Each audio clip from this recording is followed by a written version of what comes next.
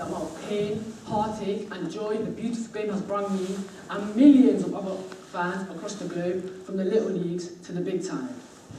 In our modern society where young kids are judged on their social media likes, what they're wearing, don't get me wrong, this still does apply on the football field, like who's got the best or most expensive boots, but at the end of the day, you're a team and collective trying to achieve and strive for the same thing. That's why for me, and millions of other young kids across the nation, football is an escape hatch to express themselves freely. 1989, April 15th, Liverpool vs Nottingham Forest, 96 fatalities.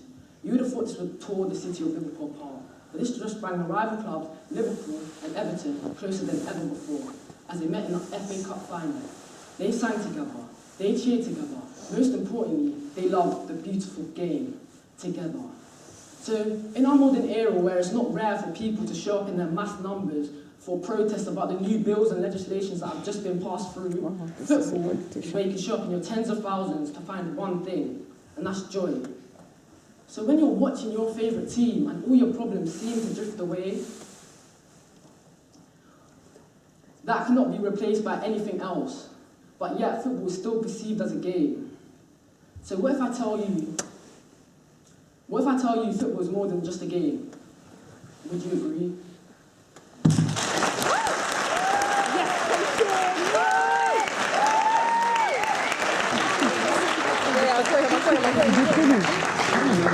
I didn't think he finished.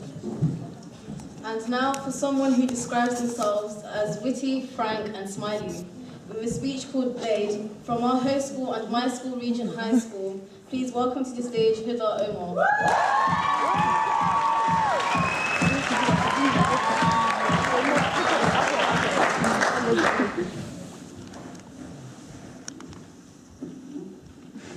We're just objects, right? Our bodies are just somebody else's toy.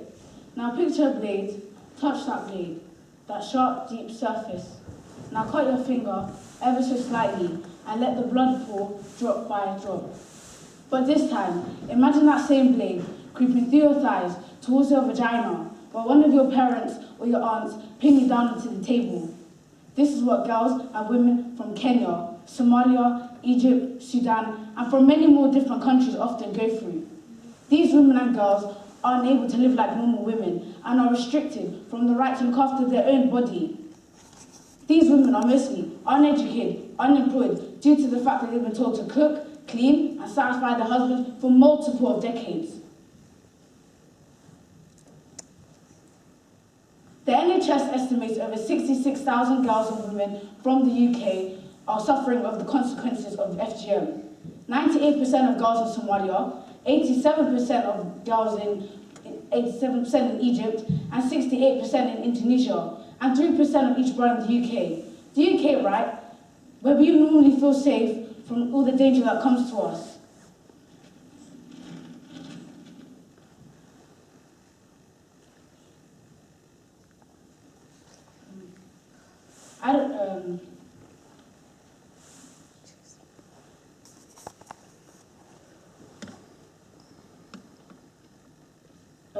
I don't want you to sit here and cry, but I want you.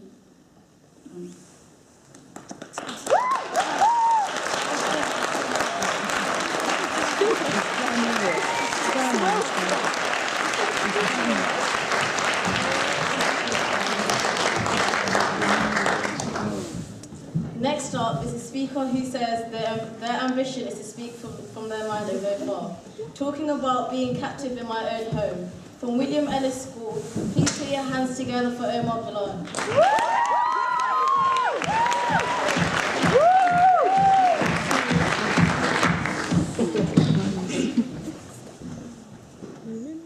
$7 p.m. Tuesday night, September. I was looking forward to have an early night. I just eaten chicken, crispy, just how I like it. I was just a Katy Perry. What's wrong with that?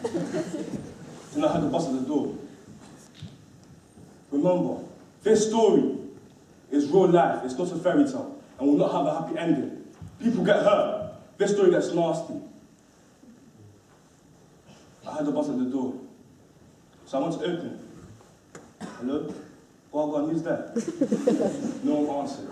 So I just let them in. I never thought nothing much of it. Then I went back to listen to music. 15 minutes later, and then after that, I heard a knocking on the door. It was louder than a knock. Someone was pounding on my door. I went to look for the keyhole, something I never usually do. No one was there. I went back to my bedroom in my boxes. After that, 15 minutes later, I saw my brother. I heard my brother arguing outside. As the argument got more and more heated and more aggressive, I went out to see what was going on. I saw my brother arguing with a man I'd never seen before. I thought to myself, what's going on? Then after I saw it, the blade channeling the light. He shouted at me, "Get on the floor, get on the floor!" I didn't know what to do. I froze. I knew I had to move, I knew I had to do something, but I couldn't bring myself to it. I found the courage, I ran to the kitchen. I looked for the biggest knife I could see. The knife I used to cut the chicken. Then after I ran back to the scene, I was shaking. I saw my brother with adrenaline. He was holding his stomach in his arm, and the pool of blood on the floor. My brother had been stabbed. I ran downstairs with the knife to find his attacker, but I didn't see anyone. He died off into the darkness. I went back upstairs,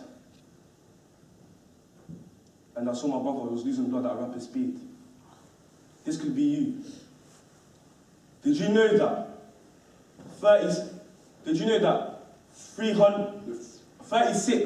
998,000 reports of knife crime was reported last year?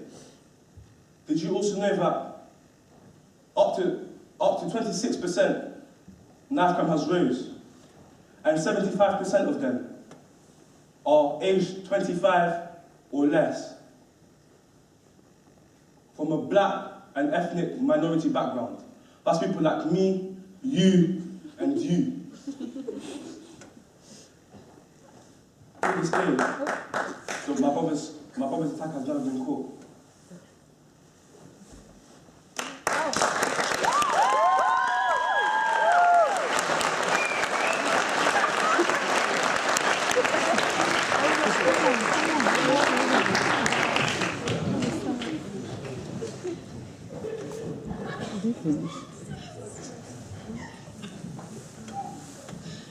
Next up is someone who loves watching films, talking about breakfast, and is from Camden School for Girls. Please make some noise for Famina Aziz.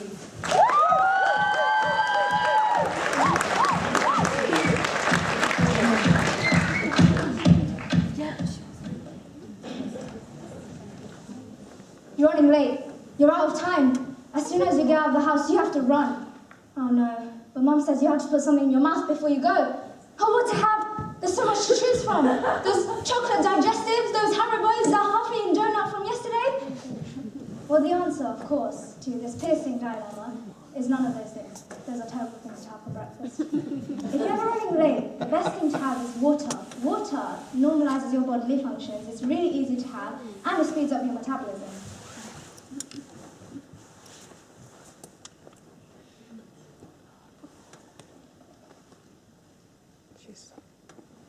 Now, I used to be one of those people who used to come into school without having breakfast first. Yeah, I used to think I was so cool. I used to go up to my friends and be like, "Hey guys, I didn't have breakfast today." They'd be like, "Oh my god, neither did we," and we'd be like the cool squad right there.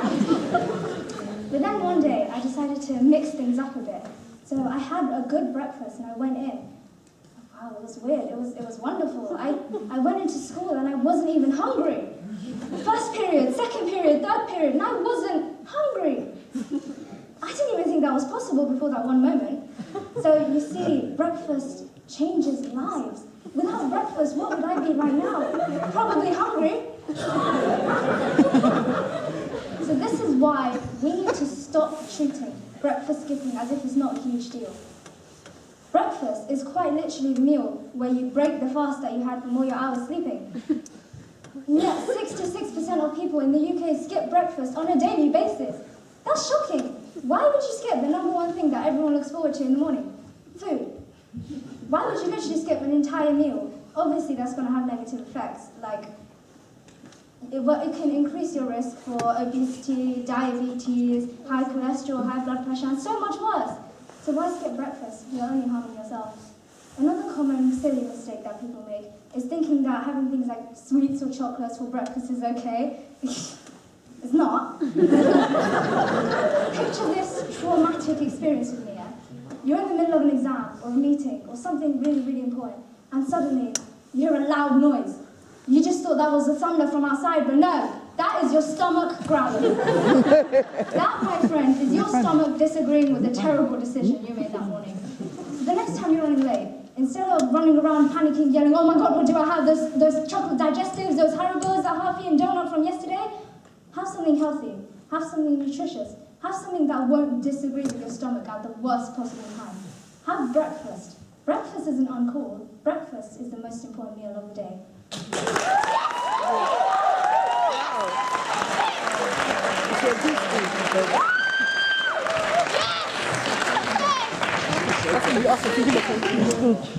Next up is a speaker describing themselves as passionate, happy, and excited. She says her hobby is to travel.